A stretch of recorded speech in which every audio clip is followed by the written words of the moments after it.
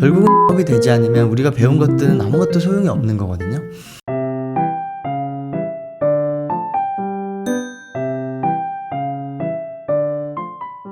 안녕하세요. 행정사 홍현입니다. 네, 최근에 계속 신입 행정사분들로부터 이제 메일이나 전화나 방문도 하시고 계속 찾아오고 계세요. 그래서 이제 유튜브 보고도 이제 많이 문의를 하시는데 처음 시작할 때에 대한 이제 내용들에 대해서 많이들 물어보십니다. 그래서 어떻게 영업은 어떻게 하는지 아니면 사무실은 어떻게 운영하는지 이제 이런 부분에 대해서 많이들 궁금해하셔서 그 부분에 대한 내용으로 조금 영상들을 다뤄보려고 합니다. 그래서 오늘은 이제 첫 시간으로 이제 영업에 대해서 좀 얘기를 하려고 하는데요. 저도 이제 지금 계속 사무실을 이제 운영하고 행정사 법인을 꾸려가고 있지만 항상 똑같은 것 같아요. 이제 매달 1일이 되면 다시 리셋이 됩니다. 다시 1일이 되면 리셋이 되고요. 잘 되면 또 괜찮은데 어떤 달에는 또한 지금 5월이면 예를 들면 이제 5월 5일, 6일 이렇게 돼가는데 수임이 없다. 이러면 이제 굉장히 불안합니다.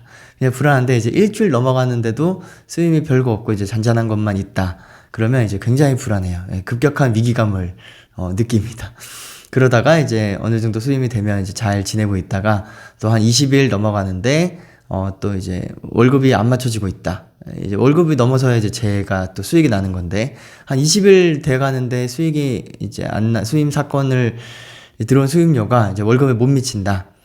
그러면 이제 또 걱정이 되기 시작합니다. 매월 제가 임금 나가는 게 2,000, 3,000 왔다 갔다 하고 있는데, 그 수준이 안 차면 이제 또 걱정이 되는 거죠. 이번 달 혹시 또 월급을 잘 못 채우지 않을까 하는, 걱정이 됩니다. 그러다가 결국은 말일에 보면, 결국은 이제 수임이 잘 돼서, 잘 지내고 있는 게 지금까지 이어져 오고 있지만, 물론 일부 이제 마이너스 된 달도 실제로 있지만, 대부분 수익이 잘 나서 결국에는 잘 마무리가 됩니다, 달들이.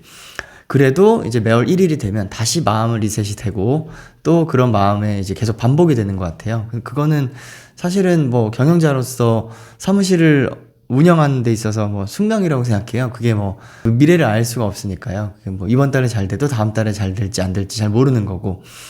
그래서 저는 이제 뒤에서도 얘기했지만 계속 사냥보다 경작을 계속 강조를 하는데, 그럼에도 불구하고 그게 걱정이 되는 거는 어쩔 수 없는 것 같아요. 그거는 이제 받아들여야 되는 것 같고요. 그게 싫으면 그냥 월급 받는 일을 하셔야겠죠. 행정사의 개업이 아니고요. 그죠?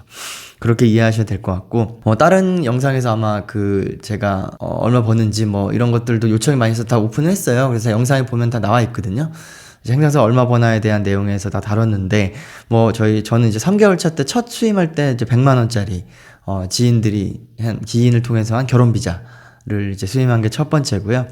3개월 차 때 한 1,000만 원 정도 됐고, 이제 만 1년 되는 차 때는 이제 많이 잘 돼서 그때는 월 1억까지 수익 기준으로 월 1억 이상 계속 났었던 적인데, 그때에도 마찬가지였어요. 그렇게 많이 벌었어도 다시 1일이 되면 마음은 다시 리셋이 됩니다. 또 5일까지 수임이 없어도 걱정이 되고.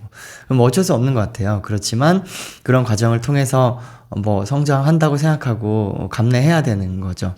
지금은 이제 그 정도까지 벌지는 못하고 그래도 적정 수익을 보이면서 계속 가고 있는데, 그런 과정 속에서도 장기적으로 보는 이제 사건들을 장기적으로 수임할 수 있는 방법, 그냥 단기적으로 이제 이번 달에 대해서 비용을 처리해야 되기 때문에 이번 달에 제가 잘 살 수 있는 그런 방법, 이 두 가지 트랙으로 주로 영업은 이제 고려를 하고 준비를 해 나가야 됩니다.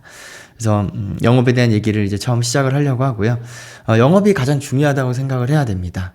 이제 주변에 보면 실무 교육하는 데가 굉장히 많잖아요. 근데 실제로 영업을 어떻게 해야 되는지 잘 없어요. 그런 부분을 이제 하기 위해서 저도 자체 교육을 만들고 지사장분들한테 교육을 해드리고 있는데, 결국은 영업이 되지 않으면 우리가 배운 것들은 아무것도 소용이 없는 거거든요. 인간의 일을 배우는 걸 보면 약 70% 정도 돼요. 70%가 일을 하면서 배우는 거, 그 다음에 20%가 상사의 코칭, 그 다음에 10%가 내가 배우는 학습 지식입니다. 그래서 그런 걸 생각해 볼 때, 우리가 일을 하면서 배우는 것만큼 배울 수 있는 방법이 없기 때문에 실제로 수임을 해서 그거를 하는 과정 속에서 배우는 것이기 때문에 따로 직무 지식을 습득하는 것도 중요하지만 영업이 제일 중요하다 이렇게 생각을 합니다.